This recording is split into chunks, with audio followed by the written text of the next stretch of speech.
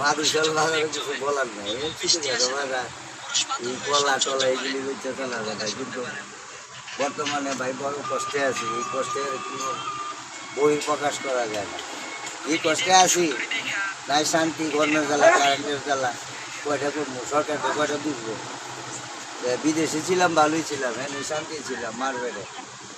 প্রবাসী ভাই যারা যারা কইতো বাংলাদেশের খবর আর বিদেশের খবর, তুমি আর আমি কি কইবা? যদি আরবি কইতো তো আরবিও বুঝতাম।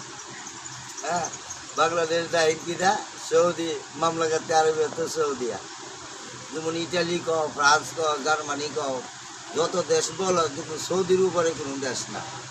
কোটি কোটি টাকার মালিক হইতে আমেরিকা, হ্যাঁ ডলারে লেগে ভাস। আমরা যখন সৌদি থাকি তখন 1 টাকায় 1 রিয়াল হইতো 60 টাকা। এখন বর্তমানে কত হয়? 32-33 টাকা। এবং গড়বার তলে বলে আদা।